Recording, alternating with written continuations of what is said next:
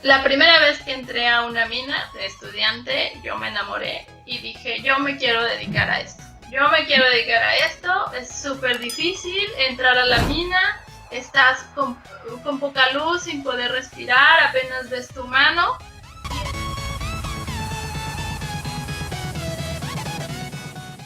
Les doy la bienvenida propiamente a este programa, Mujeres de Ciencia, donde vamos a estar esta noche con Abigail Jiménez. Ella es una geóloga mexicana que en este momento está realizando investigación postdoctoral en España, en Barcelona. Aceptó mi invitación para hacer el primer conversatorio en esta noche de Mujeres de Ciencia. Y bueno, Abigail, muchas gracias por acompañarnos.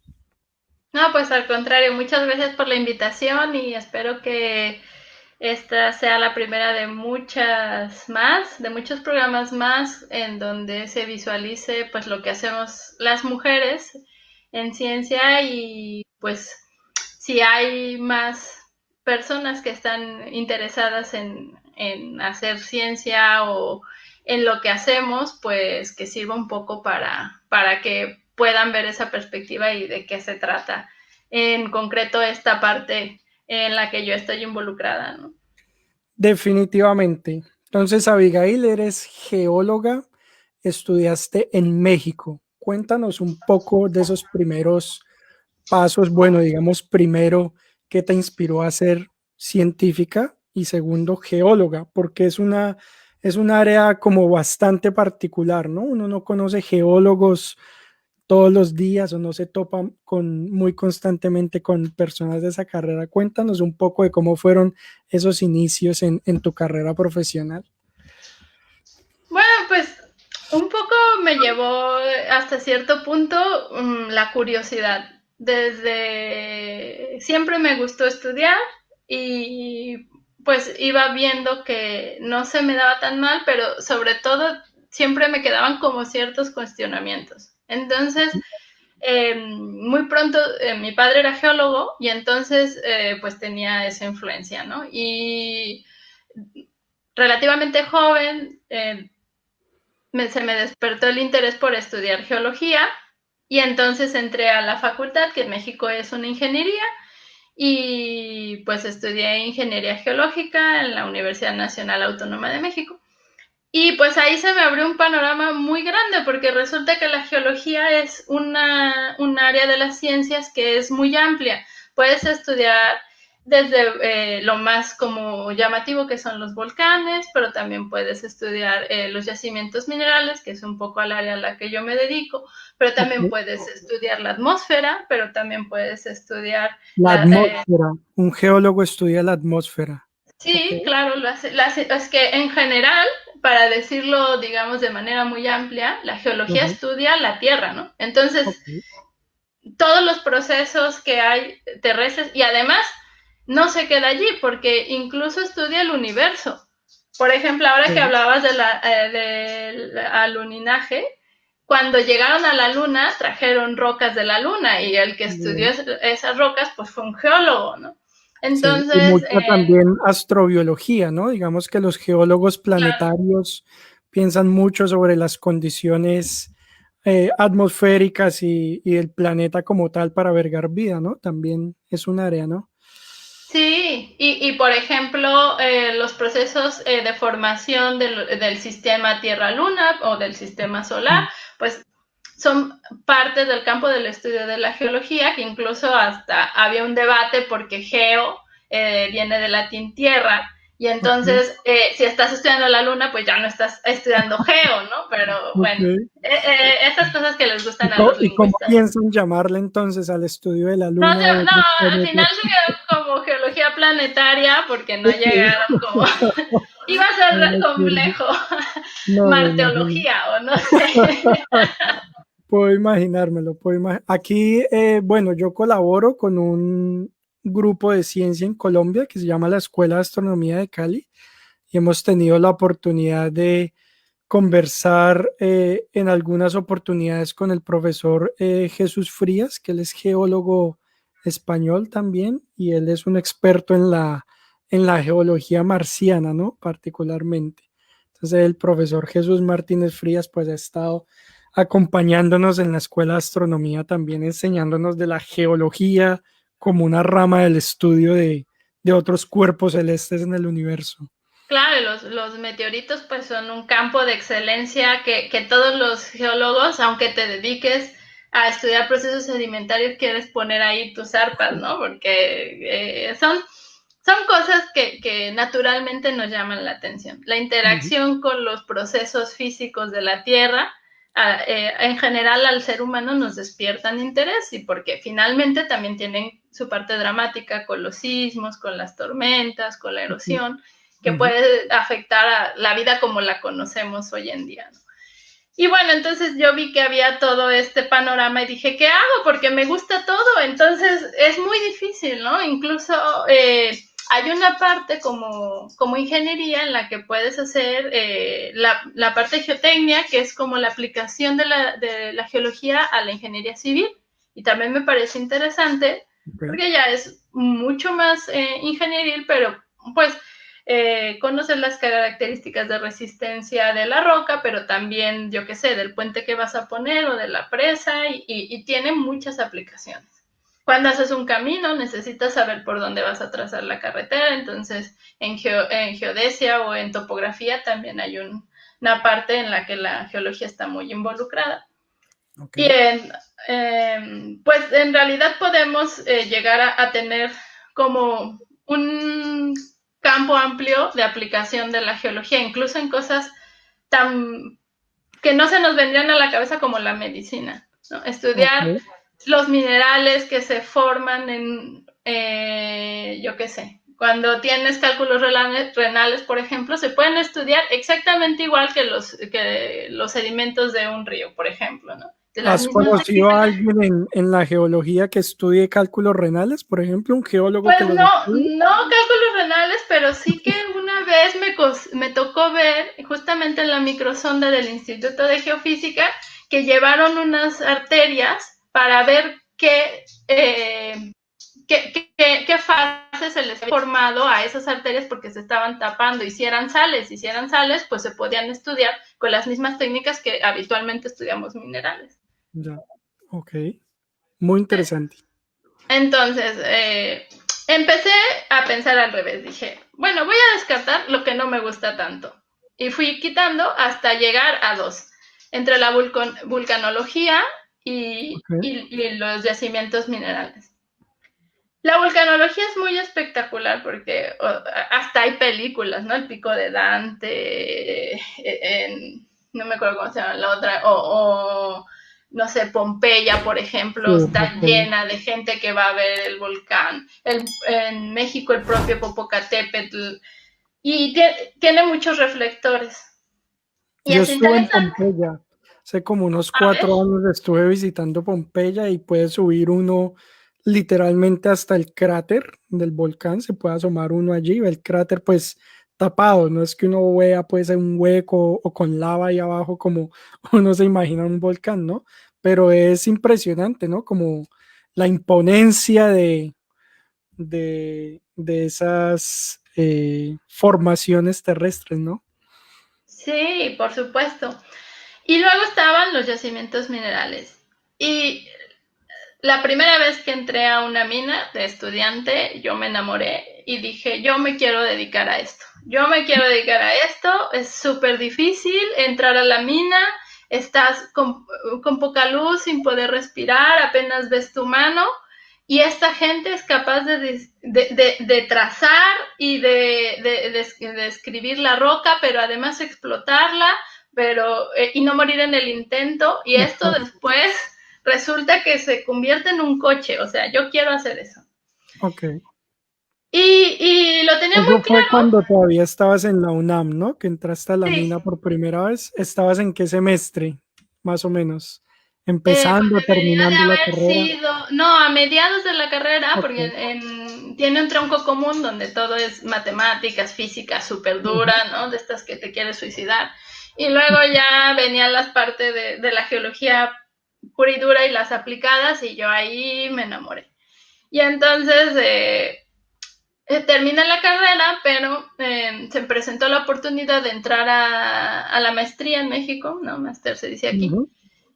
Y de colaborar en un proyecto que justamente era aplicado a un yacimiento mineral en el norte de México, que es el yacimiento de Velardeña, que es un yacimiento muy importante de zinc, y tenían una serie de preguntas que se querían contestar en ese momento los dueños del yacimiento, y que no se podían contestar desde solamente con la parte que se hace en una explotación, ¿no? Los geólogos que se dedican a los yacimientos y a la parte de exploración y explotación, en mi perspectiva, son impresionantes, ¿no? O sea, son como literalmente cazadores de tesoros, porque tú puedes ver ahí una montaña, un cerro, que no le ves nada y resulta que encontraron un yacimiento de oro. ¿Y tú cómo lo sabes? Pues no sé, pero ellos lo saben y lo encuentran.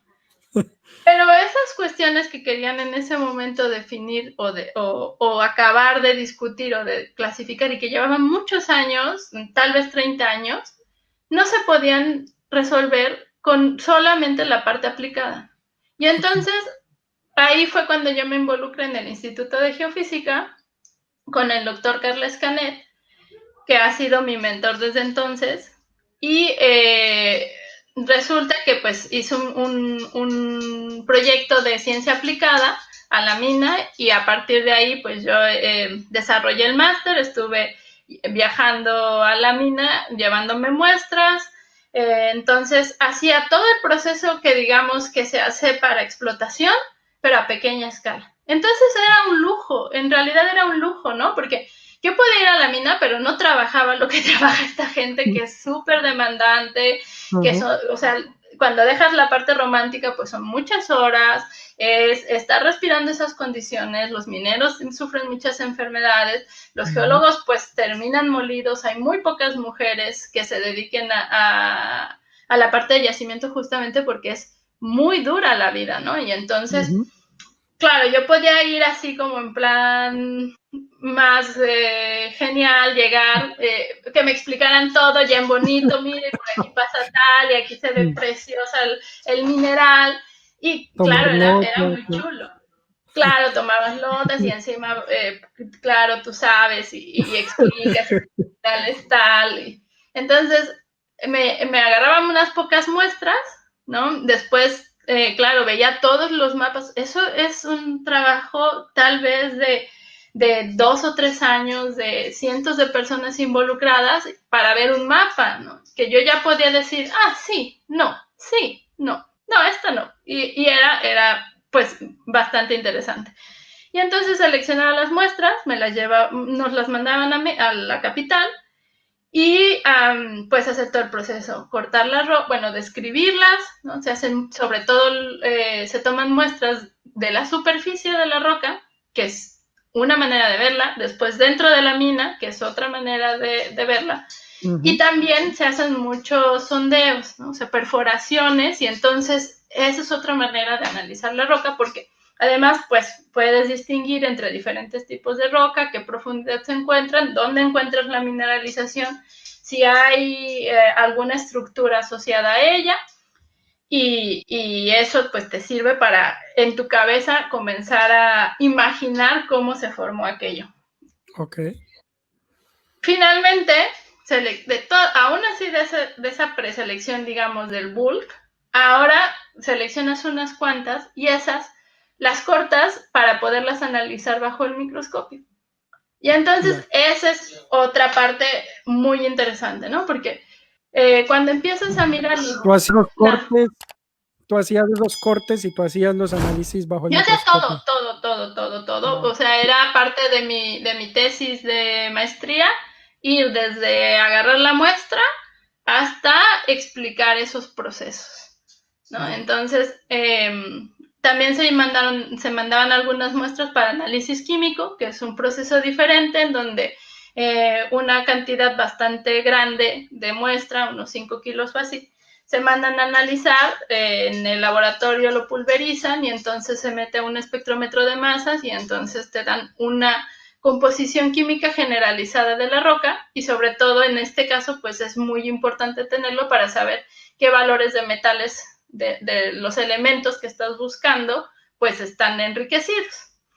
Y entonces, además estudiamos los minerales, pero además los diferenciamos entre los minerales que podemos ver con el microscopio óptico con luz transmitida, es decir, los minerales que al pulirlos lo suficientemente finos permiten que pase la luz, por ejemplo el cuarzo, ¿no? Todo el mundo hemos visto un cuarzo de colgante, pues el cuarzo ya de por sí es translúcido, tú puedes ver a través del cristal, pues cuanto más fino lo cortas hasta hacerlo una preparación delgada, entonces bajo el microscopio la luz penetra de mejor manera y entonces puedes clasificar los minerales. Pero los minerales, sobre todo los que son metálicos, más que a transmitir la luz, tienden a reflejarla. Y entonces los analizamos de esa manera. Las propiedades ópticas de los minerales para poderlos clasificar y reconocer. Y luego nos vamos más allá, ¿no? Que es la microscopía electrónica. Cuando ya no solo ves a partir de la luz, sino también por la interacción de los electrones, lo cual nos permite analizar ya la composición química sensu estricto de ese mineral. Entonces, con la observación en el microscopio óptico, tú puedes clasificar hasta un cierto nivel. Por ejemplo, un grupo muy grande de minerales son los granates, que también son... A alguno le debe de sonar, al que le guste la joyería, seguro que le... o los colores, ¿no? El típico granate, pues viene del nombre. El color granate viene de un mineral de ese color. Así Interesante. es. Lo conozco Entonces, como color, no como mineral. si tú lo ves en la roca a simple vista o del microscopio óptico, puedes llegar a decir, es un granate con toda certeza. Pero si lo analizas con el microscopio electrónico, entonces ya puedes decir, pues es un granate, pero no es un granate cualquiera. No es un granate en específico, no es solo un granate, sino es este tipo de granate, es una andalucita o es una guarubita o depende de, ¿no? O es un andamandino, dependiendo de lo que estés viendo. Y entonces aún te puedes ir más allá, porque también está la microsonda electrónica, que es la que nos sirve no solo para decirte la composición, sino en qué proporción están esos elementos dentro de ese mineral. Entonces puedes saber la estructura atómica, ¿no? Senso estricto del mineral, cómo están esos, en qué proporciones están esos elementos para que tú puedas reconstruir la composición química y la estructura y poderle dar una clasificación más correcta a ese mineral. Y después de Muy, todo eso, pues continúa. una vez tienes reconstruida la historia de cada mineral por separado, entonces lo juntas y puedes, con otros tipos de técnicas como la isotopía, puedes saber en qué condiciones de oxidación o reducción se formaron esos fluidos, y además hay otras técnicas también para analizar las temperaturas de atrapamiento de los fluidos que interaccionaron en ese momento. Entonces puedes reconstruir la historia termodinámica y geoquímica de ese yacimiento minero. Impresionante historia. Yo creo que yo mismo he aprendido demasiado de geología en estos propios minutos. Para las personas que se acaban de unir, estamos tomándonos un café, estamos conversando con Abigail Jiménez. Ella es una científica mexicana, geóloga, que nos está explicando un poco de lo que hace un geólogo investigador y pues como lo acabaron de escuchar, de las técnicas que se pueden utilizar en geología y lo que puede descubrir uno a partir del estudio de los minerales y las rocas que se extraen de la tierra. Nos has hablado de tus estudios en la UNAM, en tu pregrado, después hiciste tu maestría. ¿Cómo fue ese paso hacia tu formación doctoral en el área de geología? Pues ya estando en la maestría ya me pareció muy claro, ahora sí lo tenía muy claro, que lo que más me gustaba era hacer investigación. Ujú. Entonces, la vía para hacer investigación, pues es a partir del doctorado. Y siempre había tenido la intención de hacerlo en el extranjero. Entonces, en México existe un programa que son las becas CONACYT para estudiar en el extranjero. Apliqué y pues me lo concedieron. Entonces, antes había dicho que mi mentor había sido el doctor Carles Canet y él es catalán. Entonces, ese vínculo me permitió venir a estudiar el doctorado a España, a la Escuela de Minas de Cataluña, que tiene una tradición muy importante en el sector y con otra científica muy destacada particularmente en Cataluña, que es la doctora Pura Alfonso, y ellos dos fueron quienes me dirigieron la tesis doctoral. Y entonces, además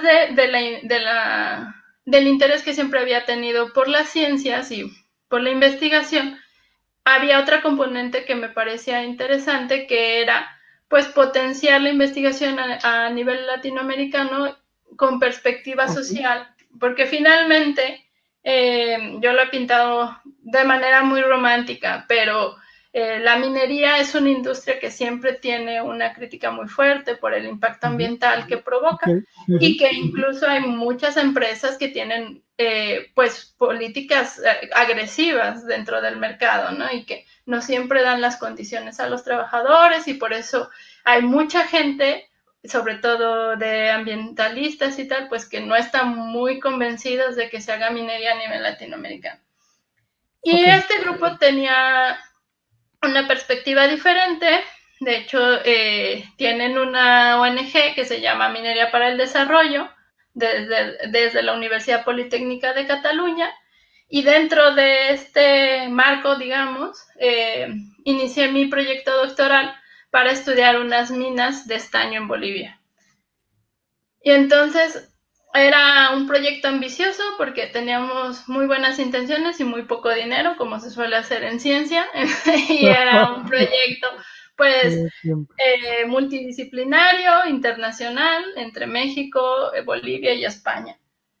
Una pregunta, David, ¿por qué el estaño en Bolivia? Bueno, y aprovecho para decirle a nuestros televidentes, o si se les puede llamar así, si tienen preguntas para Abigail, pues pueden irlas haciendo, por supuesto, y mientras vamos conversando o al final de la charla, pues ella con gusto las responderá. ¿Por qué estaño en Bolivia? Pues esta pregunta no eres el primero que la hace, y resulta que no está del todo resuelta.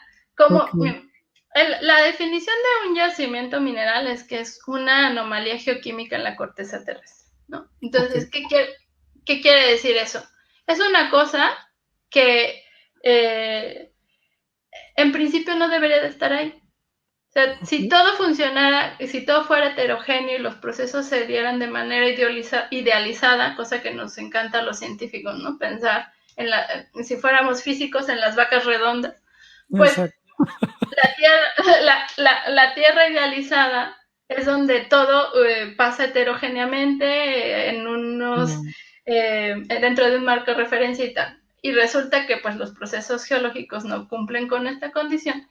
Y particularmente cuando no funciona así, se produce un yacimiento. Entonces, a mí es una de las cosas que más me llama la atención, porque en este sentido, cada yacimiento es diferente. Cada acumulación de una proporción exacerbada de un elemento, tanto en la corteza como a niveles más profundos, es una excentricidad. Y al tener esta característica, pues científicamente siempre va a tener un interés mayor desde mi punto de vista, porque va a resolver preguntas que de otra manera no podían ser resueltas, o nos va a dar elementos para entender esa parte de la corteza que de otra manera no podríamos haber llegado a esas conclusiones, porque si el modelo funcionara idealmente, pues eso no tendría que estar enriquecido así, ¿no? Habría una distribución más o menos homogénea, de la composición química en la corteza, y tú podrías entonces hacer un agujero en cualquier sitio y concentrar esas cantidades de elementos. Ujú. Y en Bolivia particularmente, bueno, históricamente ha sido uno de los sitios donde más estaños se han producido en la historia. De hecho, pues era parte de la riqueza en su momento de la corona española, que acuñó mucho metal y se lo Ok. llevó hacia España en esa época.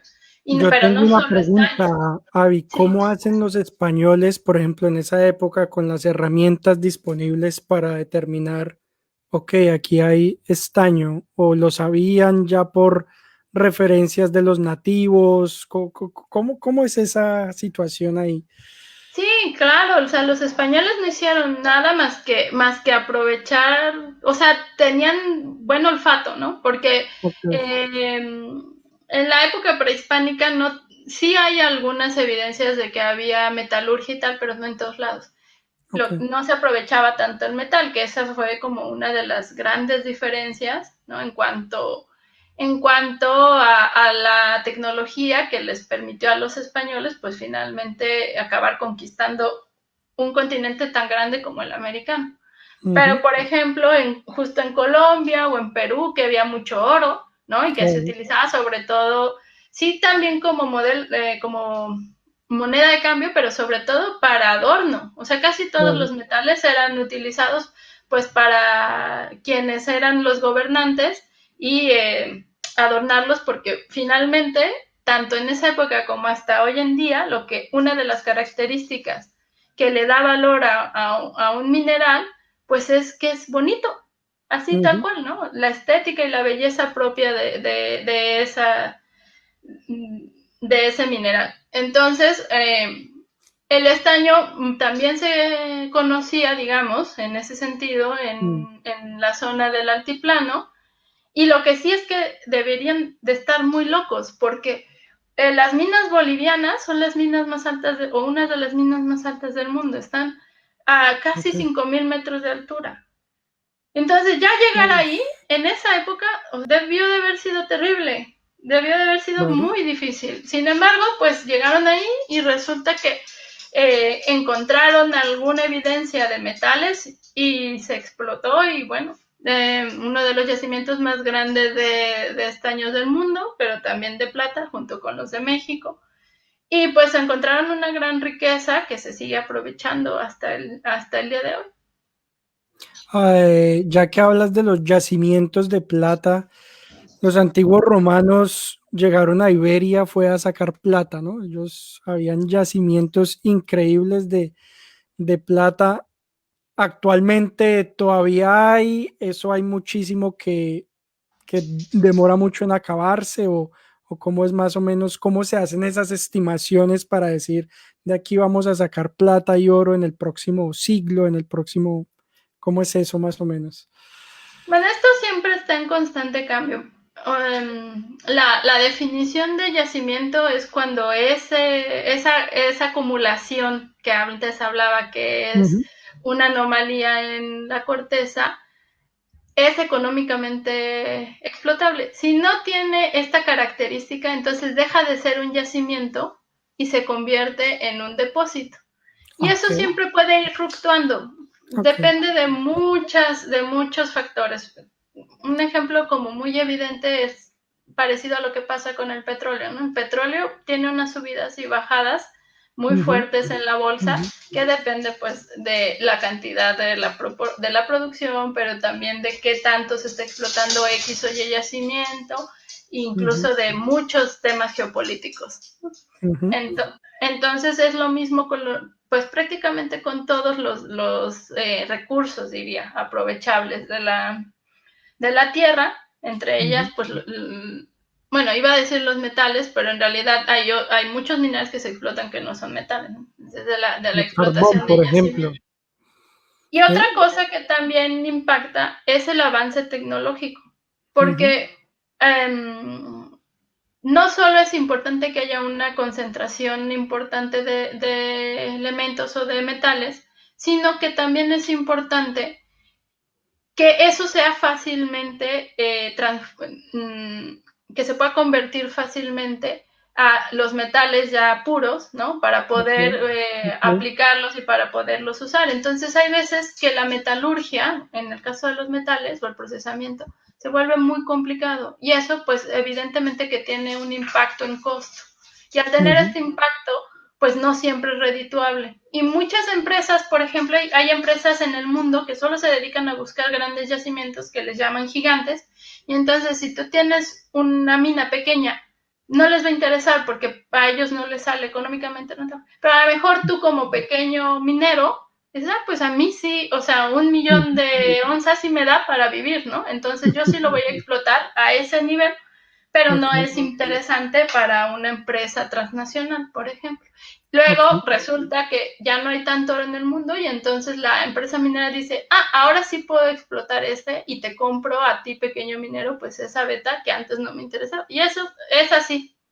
Ok, ok. Hay mucho, es más bien tema de economía y Ujú. hay muchos estudios al respecto de por qué las fluctuaciones de los metales, pero sobre todo depende de la disponibilidad, o sea, qué tanto hay de ese elemento y las aplicaciones que tenga. Bueno, pues mira, aquí tenemos una pregunta de Lara Garnis que creo que se ajusta un poco a lo que estás mencionando en este momento. Y ella nos dice que en su círculo se suele bromear con que los geólogos son los científicos que mejor ganan por su cercanía al mundo de la industria, la economía y las grandes empresas. ¿Cómo suele ser el tema de la relación con las multinacionales en contraste a la perspectiva social desde tu lugar como investigadora? ¿Se te han presentado dificultades por ser mujer en ese ambiente? Bueno, creo que podríamos abordarlo en este momento, ¿no? Muchas gracias, Lara, por tu participación. Bueno, voy por la primera pregunta. Depende un poco del país y también del área de la geología en la que estés aplicando. Incluso como en todas las ciencias hay modas. Ahora el cambio climático, pues antes del COVID, antes del COVID, eh, el cambio climático era un tema importante, sobre todo a nivel europeo, ¿no? Ok, Entonces, los proyectos que estaban enfocados a resolver este tipo de problemáticas, pues tenían evidentemente una proporción grande de dinero. Y la mineralogía, al menos en lo que a mí me ha tocado vivir en mi experiencia, pues no hay tanto dinero. Sin embargo, sí que es verdad que hay una relación más directa con la industria. Entonces, por ejemplo, en donde hice el doctorado, eh, esta escuela se formó debido a que hay una mina de potasa, de sal ujú, potasa, que lleva igual desde época prácticamente romana explotándose y que actualmente se explota aún, que es Iberpota, es la empresa. Y esta empresa siempre tiene algún convenio con la Universidad Politécnica de Cataluña para investigar no solo desde la parte geológica, sobre todo desde la parte extractiva, es la escuela de minas por excelencia y pues muchos, no todos, pero muchos de los trabajadores, de los ingenieros que salen de la universidad, pues son contratados o absorbidos directamente en la empresa, lo cual ujú, también implica una derrama económica ujú. de manera local, ¿no? Porque la gente no tiene que emigrar y tal. Ok. Y, y tiene bastantes proyectos de investigación, o sea, prácticamente todas las tesis que se desarrollan, o una gran proporción de las tesis doctorales que se desarrollan, pues están ligadas de una u otra manera a la mina, ¿no? Salvo Así que los un que geólogo allí tendría más o menos una carrera un poco asegurada en ese campo de de la mina por los contactos con esas industrias o de mineros, porque a Ujú. nivel de investigación sí que hay más geólogos, pero es una escuela de minas. Ok. Eh, la geología en Cataluña, en general en Europa, es que en América nace más en la parte de extracción, justamente por la historia que tenemos. Yo Ujú. creo que incluso podríamos hablarlo no solo a nivel latinoamericano, sino a nivel continental. Entonces está muy ligada a la industria y a la extracción y al aprovechamiento de los recursos. En cambio, en Europa tiene una historia diferente y no es tan ingenieril, sino desde las ciencias naturales, el estudio de la naturaleza per se. Y ello tiene implicaciones importantes en cuanto a cómo se enfoca. Entonces, desde mi perspectiva, incluso como geólogo dedicado a la industria o como geóloga dedicada a la industria, tienes mejor campo laboral en Latinoamérica. Ok. Aunque también hay empresas que se dedican a explotación, no solo en yacimientos, sino en petróleo a nivel europeo, ¿no? Por ejemplo, en Finlandia hay una actividad minera importante, en Suecia también, tradicionalmente, en Alemania, Freiberg es una de las minas más famosas y que es un yacimiento que se sigue explotando.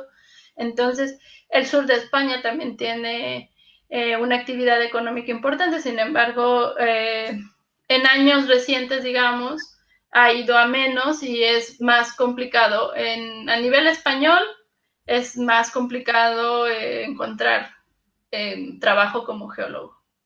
Ok. Nos comentabas entonces que hiciste tu doctorado estudiando una mina de estaño en Bolivia, ¿no? ¿Y Sí. cómo es ahora tu labor como investigadora postdoctoral en Barcelona? Bueno, Sí. antes de responder a esa pregunta en particular, ¿qué fue para ti lo más formativo de tu doctorado? Es decir, de lo que más aprendiste, lo que más te enseñó, algo que tú puedas decir, esto que aprendí durante mis estudios doctorales es algo que guardo para mi vida, sea personal o profesional, ¿no? Bueno, hay dos aspectos. Personalmente fue un reto muy importante porque te contaba el caso de la maestría, que fue idílico, donde era una empresa bien montada. Peñoles es una de las empresas más importantes mineras mexicanas, la relación con la universidad más potente de Latinoamérica, entonces era muy fácil, por así decirlo. Ujú, ujú, Llegar a Bolivia, donde las condiciones son mucho menores, era la intención pues ir justamente no con grandes empresas, sino con cooperativistas para ayudarles en cuanto a temas de extracción y de entender las minas. Pues fue todo un reto porque yo no me imaginé a qué me estaba apuntando, sinceramente. Tal vez no me hubiera apuntado si lo hubiese sabido. De entrada, ok, llegar a esa altura, con temperaturas a veces bajo 20, no hay ningún tipo de condición, calefacción, a veces no hay electricidad y pues son mineros que trabajan con pico y pala y yo creo que ellos te podrían contestar mejor la pregunta de cómo llegan a encontrar los minerales, porque, o sea, es increíble, todo es conocimiento empírico y lo consiguen. Sin embargo, ello conlleva muchas muertes. Y además enfrentarnos a una situación en donde éramos dos mujeres y en Bolivia siguen en algunas minas teniendo estas ideas de que, supersticiones, de que las mujeres provocan que la mina se seque y entonces no puedes entrar porque el yacimiento ya no va a dar mineral. ok, Entonces, eh, desde un punto de vista en el que no puedes hablar desde la lógica científica, sino más bien la humana, ujú, para intentar cooperar. Y afortunadamente tuvimos mucho éxito porque año con año nos iban invitando a más minas, lo cual pues también implicó pues tener mucho conocimiento nuevo al respecto y que era bien recibido en el ámbito académico y científico porque había tal vez 30 o 40 años en donde no se había dado nuevo conocimiento y ok, justamente de ahí surgió en parte el proyecto postdoctoral, en donde nos dimos cuenta que la riqueza mineralógica de Bolivia, pues, bueno, no solo de Bolivia, en Perú, en Colombia también hay una riqueza que no se encuentra en otras partes del mundo y en particular en mi tesis doctoral encontramos cantidades anómalas de indio, que es un elemento poco conocido y que actualmente se ha vuelto relevante, cosa que no era antes, y por eso nadie estudiaba el indio, porque es muy útil sobre todo para las pantallas táctiles y las pantallas planas. Ok. Entonces, pero además se utiliza con un compuesto que se forma con estaño. Y entonces en Bolivia tienes esta ventaja, que tienes el indio y el estaño ya en la misma mina y lo deberías de poder explotar, cosa que aún no se llega, ¿no? Pero claro, el indio por sí mismo es desconocido, hay un montón de cosas que hoy en día se siguen cuestionando desde todos los aspectos, desde las implicaciones tecnológicas, cómo sintetizarlo, cómo aprovecharlo. Y pues en ese sentido no se sabía incluso sigue habiendo discusión en la estructura del mineral. Y entonces, ¿cómo íbamos a definir todas esas anomalías de indio que encontrábamos si no se acababan de poner de acuerdo en la literatura de qué nombre le íbamos a dar a esos minerales? Ajá. Y entonces es cuando surge la iniciativa de hacer estos estudios, ¿no? En realidad, si le quisiera poner un nombre muy fácil, entendible a mi postdoc, le diría el estudio de los minerales raros a nivel hispanoamericano, porque eso es lo Que que sirven estudiamos. para hacer pantallas táctiles de celular. Bueno, no solo, porque no estudiamos solo el indio, estudiamos el oro, estudiamos Sí. estos últimos 2 años, yo me la he pasado estudiando otros minerales raros que se llaman lauritas, que llevan en su estructura elementos del grupo del platino. Ok. Entonces, no se limita como a un elemento, sino más bien a en qué minerales se forman, se acumulan estos elementos que son tan raros en la Tierra. Ok. ¿Y esos estudios, en qué países los llevas a cabo? ¿Todavía en Bolivia o hay otras regiones del mundo en donde hagas investigación?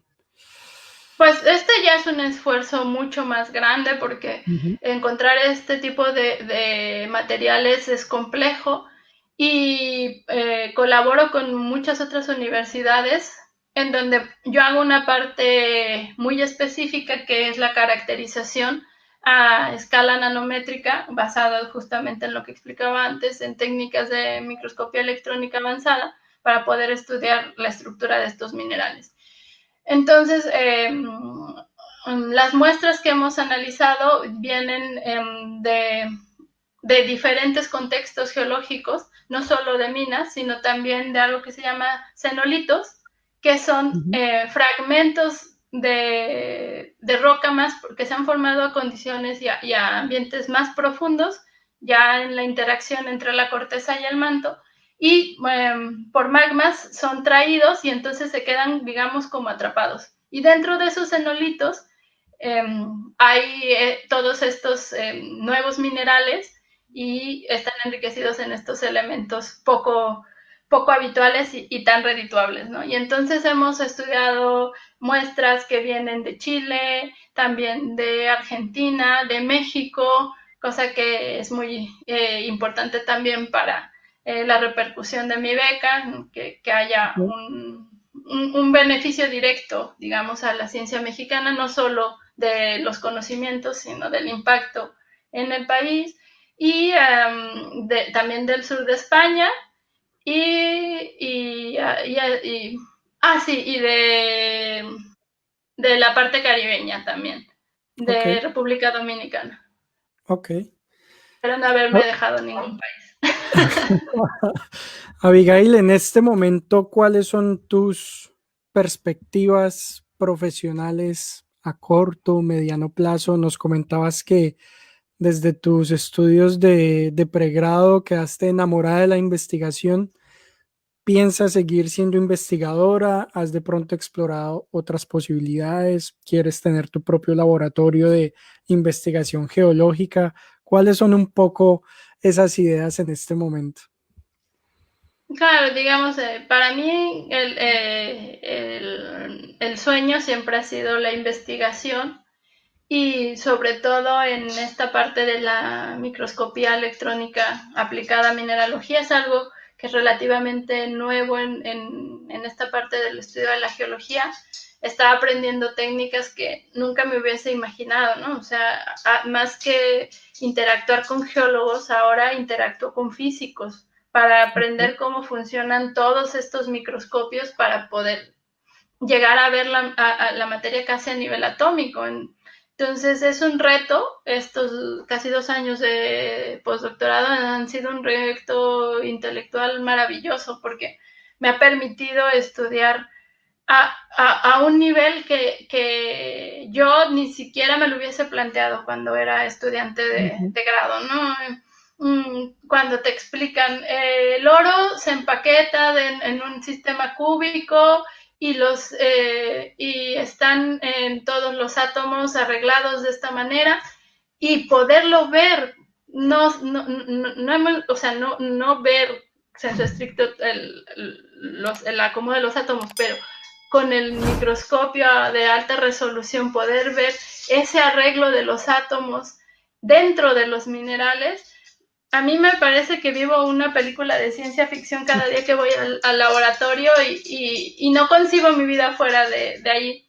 Sin embargo, la ciencia tiene esta parte compleja de que vamos acarreando postdocs y al final pues no siempre encuentras las oportunidades para poderte involucrar en un laboratorio y pues ya veremos. Ok. Pues bueno, Abigail, siendo ya, faltan 5 minutos para las 11 de la noche, de mi parte y de parte pues también de mi canal Science Logs, queremos darte las gracias por esta charla tan amena. Creo